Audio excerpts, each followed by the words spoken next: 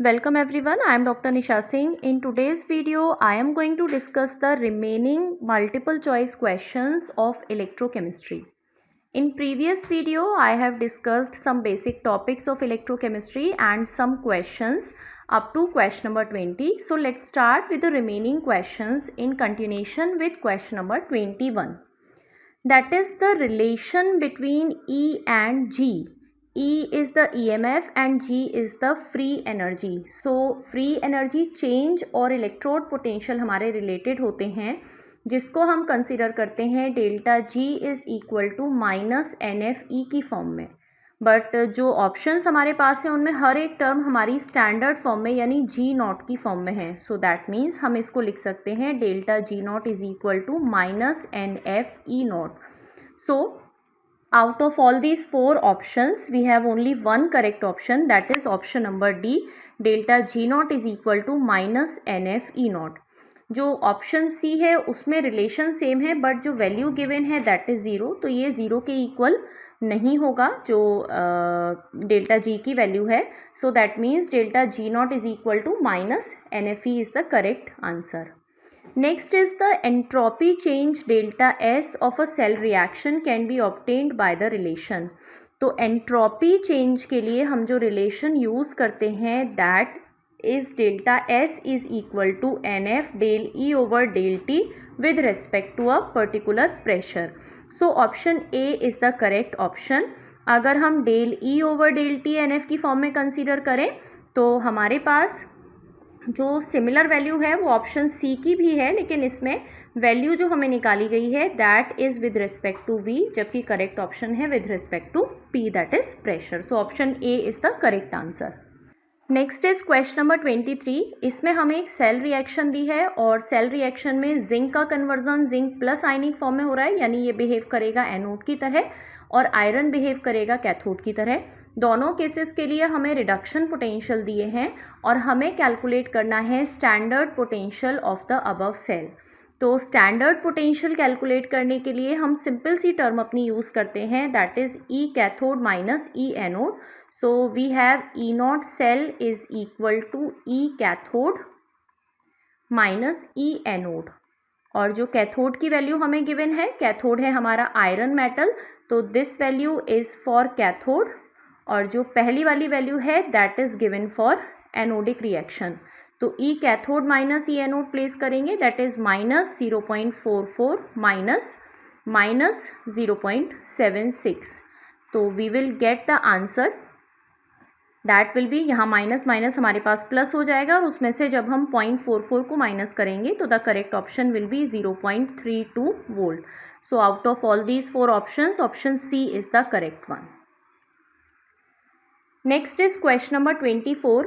यहाँ पर भी हमें एक सेल रिएक्शन दी है, जिस सेल रिएक्शन में जिंक हमारी एनोड है क्योंकि जिंक का ऑक्सीडेशन हो रहा है और कॉपर हमारी कैथोड है क्योंकि कॉपर का रिडक्शन हो रहा है.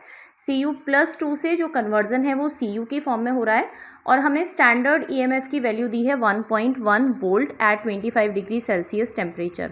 हमें कैलकुलेट करना है EMF यानी ई सेल हमें कैलकुलेट करना है. हमें दोनों आयन्स की कंसंट्रेशन दी है, कॉपर आयन की भी और जिंक आयन की भी, और टेम्परेचर हमारे पास है 25 डिग्री सेल्सियस टेम्परेचर. तो जब हम इस सेल रिएक्शन के लिए अपनी नर्म्स इक्वेशन को अप्लाई करते हैं तो हमारे पास आता है E cell is equal to E not cell minus 0.0591 upon an log concentration of product over concentration of reactant या concentration of anodic electrolyte over concentration of cathodic electrolyte. तो एनोडिक इलेक्ट्रोलाइट हमारे पास जिंक है यानी हम इसको zinc 2+ लिखेंगे और कैथोडिक इलेक्ट्रोलाइट हमारे पास कॉपर है तो इसको हम Cu2+ लिखेंगे. दोनों में नंबर ऑफ इलेक्ट्रॉन्स इक्वल है तो हमें रिएक्शन बैलेंस करने की रिक्वायरमेंट नहीं है. अब हमें सबसे पहले कैलकुलेट करना पड़ेगा यहाँ से ई सेल जो कि हमें क्वेश्चन में गिवन है दैट इज़ 1.1. तो हम वैल्यू प्लेस कर सकते हैं 1.1 माइनस 0.0591 अपॉन एन की वैल्यू हमारे पास 2 है और जब हम दोनों कंसंट्रेशंस प्लेस करेंगे तो बोथ कंसंट्रेशंस आर 0.1 कंसंट्रेशन दोनों अगर हमारे पास हैं तो इसका मतलब है ये वैल्यू हमारी कन्वर्ट हो जाएगी log 1 की फॉर्म में और log 1 की वैल्यू होती है 0. तो we will get 1.1 minus 0. So that means the answer is 1.1 volt. Positive value है तो the correct option is option number B, that is 1.10 volt. Next is question number 25. The EMF of the cell given है, दोनों ions की concentration given है और दो reduction potential हमें given है, E0 for nickel and E0 for gold. जो nickel की वैल्यू है ये हमारी एनोडिक मेटल होगी और हमारा जो राइट हैंड साइड है तो इसमें हमारे पास होगी कैथोडिक मेटल. तो इस एनोडिक और कैथोडिक मेटल के रिलेशन के लिए जब हम अपनी नर्म्स इक्वेशन को अप्लाई करेंगे तो we have E cell is equal to E0 cell minus 0.0591 upon n log concentration of product over reactant. जो प्रोडक्ट की कंसंट्रेशन है वो हमारे पास होगी एनोडिक इलेक्ट्रोलाइट यानी निकिल के केस में, और जो रिएक्टेंट की कंसंट्रेशन है वो हमारे पास होगी कैथोडिक इलेक्ट्रोलाइट की फॉर्म में. तो जब हम सारी वैल्यूज़ प्लेस करेंगे तो first we have to just find out the E0 cell. तो इस स्टैंडर्ड EMF के लिए हम E cathode minus E anode की वैल्यू प्लेस करते हैं. तो E कैथोड हमारे पास वैल्यू हो जाएगी गोल्ड के लिए, तो दैट इज़ प्लस 1.5. तो हम इसको प्लेस करेंगे 1.5 माइनस एनोड की वैल्यू हमारे पास है माइनस 0.25. तो ये एक वैल्यू हो गई.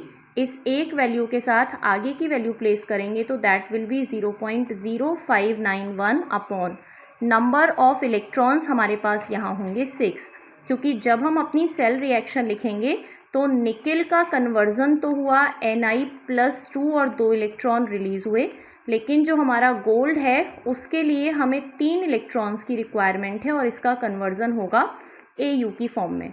तो इस रिएक्शन को बैलेंस करने के लिए हम यहाँ 3 से मल्टीप्लाई करेंगे और यहाँ पर हम 2 से मल्टीप्लाई करेंगे. तो that means total number of electrons हमारे पास हो गए 6.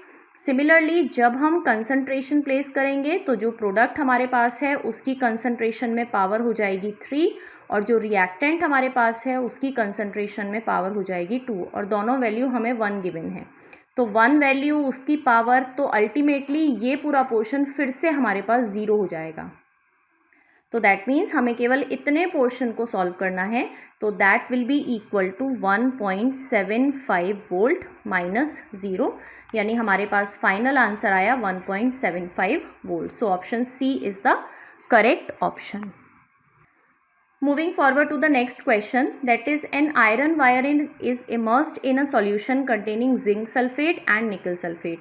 The concentration of each salt is 1 m. दोनों की concentration हमारे पास 1 है. Then which of the following reaction is likely to proceed? दोनों में से कौन सी reaction proceed हो सकती है? पहली रिएक्शन है आयरन रिड्यूसेस निकल और दूसरी रिएक्शन है iron. First reaction is iron reduces zinc and second reaction is iron reduces.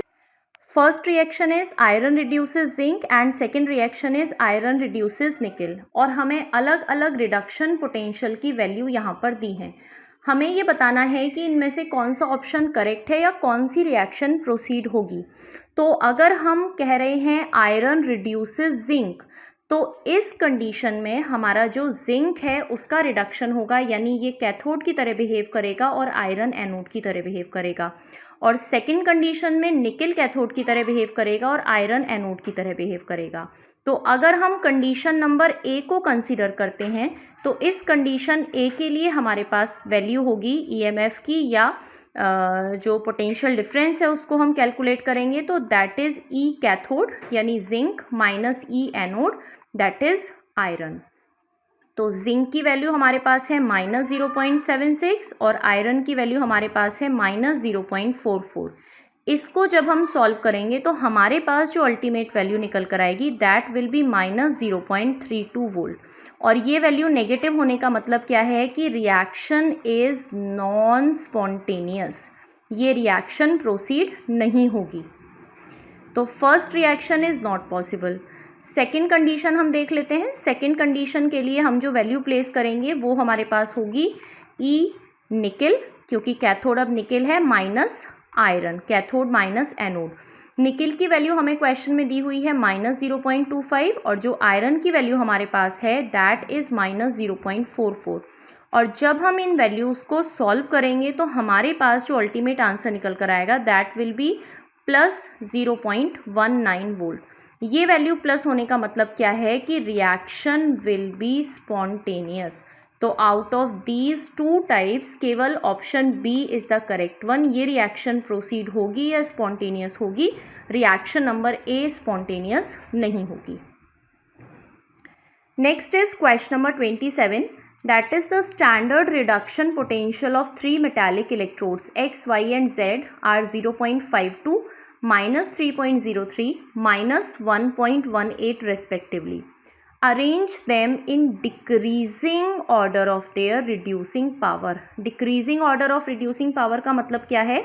जिसका ऑक्सीडेशन पोटेंशियल ज़्यादा है उसकी रिड्यूसिंग पावर ज़्यादा है, यानी वो उतना ही दूसरे को रिड्यूस करने की टेंडेंसी रखती है। तो हम यहाँ इसके लिए एक टर्म यूज़ कर सकते हैं that is more oxidation potential और लेस रिडक्शन पोटेंशियल। दोनों में से कोई भी कंडीशन होगी सिमिलर होगी। मोर ऑक्सीडेशन पोटेंशियल या लेस रिडक्शन पोटेंशियल का मतलब है there will be more reducing power. तो जिसका रिडक्शन पोटेंशियल सबसे कम है उसकी रिड्यूसिंग पावर सबसे ज़्यादा होगी। तो out of all these three values हमारे पास सबसे कम रिडक्शन पोटेंशियल है -3.03 और ये वैल्यू बिलोंग करती है हमारे y को। हमें इसको अरेंज करना है डिक्रीजिंग ऑर्डर की फॉर्म में। तो डिक्रीजिंग ऑर्डर में हम पहले वैल्यू लिखेंगे जो सबसे बड़ी होगी, फिर उसके बाद हम वैल्यू लिखेंगे जिसकी रिड्यूसिंग पावर इससे कम होगी। दैट मीन्स सेकेंड नंबर की वैल्यू हमारे पास आ जाएगी -1.18 वोल्ट और ये वैल्यू हमारी बिलोंग करती है Z के लिए। और जो थर्ड वैल्यू हमारे पास है वो हमारे पास हो जाएगी 0.52 और ये वैल्यू हमारी बिलोंग करती है x के लिए। तो ये नंबर के लिए साइन नहीं है, ये जो साइन है that is for reducing power. तो जिसका रिडक्शन पोटेंशियल -3.03 है उसकी रिड्यूसिंग पावर सबसे ज़्यादा होगी, फिर उससे कम Z की होगी और सबसे कम रिड्यूसिंग पावर होगी x की। So that means out of all these options we have the correct option, that is option B, Y, Z and X.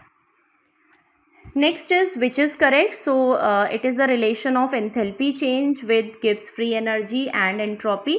तो इसमें से जो करेक्ट स्टेटमेंट हमारे पास होता है that is delta H is equal to delta G plus T delta S. This one is the correct one.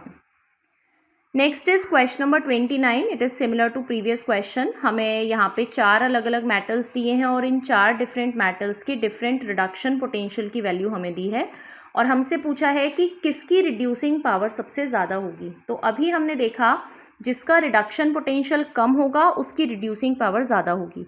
तो out of all these सबसे कम रिडक्शन पोटेंशियल हमारे पास ए का है जिसके लिए -3.05 वैल्यू ली गई है. तो दैट मीन्स इसकी जो रिड्यूसिंग पावर होगी वो सबसे ज़्यादा होगी. So for this option A is the correct one. Next is question number 30. Calculate the standard free energy change of the cell reaction. Standard free energy change हमें count करना है. यहाँ हमें कन्वर्जन दिया है फेरस आयन का ferric ion में, silver ion का सिल्वर की फॉर्म में, यानी फेरस आयन का ऑक्सीडेशन हो रहा है और सिल्वर आयन का रिडक्शन हो रहा है. तो ये हमारा कैथोड हो जाएगा, ये हमारा एनोड हो जाएगा. अब इस एनोड और कैथोड की कंडीशन के साथ हम नंबर ऑफ इलेक्ट्रॉन भी आइडेंटिफाई कर सकते हैं. इस कंडीशन में हमारे पास नंबर ऑफ इलेक्ट्रॉन की वैल्यू होगी 1 as per this particular reaction. तो नर्न्स इक्वेशन के बेसिस पर हम एक रिलेशन कैलकुलेट करते हैं which is based on the standard free energy change, that is delta G is equal to -NFE. तो N की वैल्यू हमारे पास यहाँ 1 है, F की वैल्यू कांस्टेंट होती है विच इज़ फैराडेज कांस्टेंट 96500 और इनटू E का मतलब है E cathode minus E anode. तो कैथोड हमारे पास है 0.80, एनोड हमारे पास है 0.77.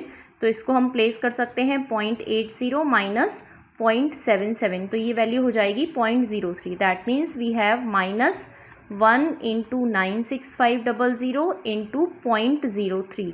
तो the final answer which we will get will be -2895 joule. So this one is the correct answer. So option B is the similar answer -2895 joule. Moving forward to the last question of this video, that is calculate the equilibrium constant for the reaction at 25 degree Celsius. तो इस reaction में हम find out कर सकते हैं number of electrons. We have 2 number of electrons. अगर हम इस रिएक्शन को कंसिडर करते हैं तो 2 इलेक्ट्रॉन यहाँ पर मूव कर रहे हैं और जो कैडमियम है उसका ऑक्सीडेशन हो रहा है. दैट मीन्स ये एनोड है, सिल्वर का रिडक्शन हो रहा है. दैट मीन्स ये हमारे पास कैथोड है. तो सिमिलरली ये हमें कैथोड का रिडक्शन पोटेंशियल दिया गया है और ये हमें एनोड का रिडक्शन पोटेंशियल दिया गया है. अब हमें यहाँ से इक्विलिब्रियम कांस्टेंट कैलकुलेट करना है. तो we have the relation as per the Nernst equation log K is equal to n E not cell divided by 0.0591. जब हम इसमें वैल्यू प्लेस करेंगे तो n we have 2. E not cell के लिए हमें E cathode minus E anode करना होगा. तो E cathode we are having 0.80 minus E anode हमारे पास है -0.402. और इसको जब हम सॉल्व करेंगे और डिवाइड करेंगे 0.0591 से तो हमारे पास ये वैल्यू निकल कर आएगी 2 इंटू इसको 0.80 और ये दोनों वैल्यू प्लस हो जाएंगी. तो ये हमारे पास टोटल वैल्यू हो जाएगी 1.202 divided by 0.0591 and we will get 40.6768 after this calculation. But this is the value of log K and we just have to find out the value of K only. तो K की value निकालने के लिए हमें अपनी इस आई हुई value का एंटीलॉग लेना होगा. तो हम इसको सॉल्व करेंगे. K is equal to antilog of this value. तो इसका एंटीलॉग लेने पर हमारे पास जो फाइनल आंसर आएगा दैट विल बी 4.75 इंटू 10⁻40. तो this will be the equilibrium constant. So that means we have the correct option number B, that is 4.75 into 10⁻40. This is the correct one. So these are some questions which are based on simple calculations of Nernst equation, thermodynamic functions, equilibrium constant, feasibility of reactions also. और इस video में मैंने कुछ practice questions को भी include किया है जो हमारे प्रीवियस वीडियो और इस वीडियो को कंबाइन करके है. इसमें कुछ क्वेश्चंस आपको कोरोजन के भी मिल सकते हैं तो आप इन्हें सॉल्व करें. सिंपल क्वेश्चंस हैं जिनका डिस्कशन कहीं ना कहीं इस वीडियो में और इससे पहले वाली वीडियो में कवर अप हुआ है. और अगर किसी क्वेश्चन को सॉल्व करने में you are having any kind of difficulty तो आप उसको कमेंट बॉक्स में मेंशन कर सकते हैं. Next questions are, these are some true false. ये ट्रू फॉल्स भी आप सॉल्व करें और again same thing, if having any doubt तो you can write down in comment box. So thank you so much everyone.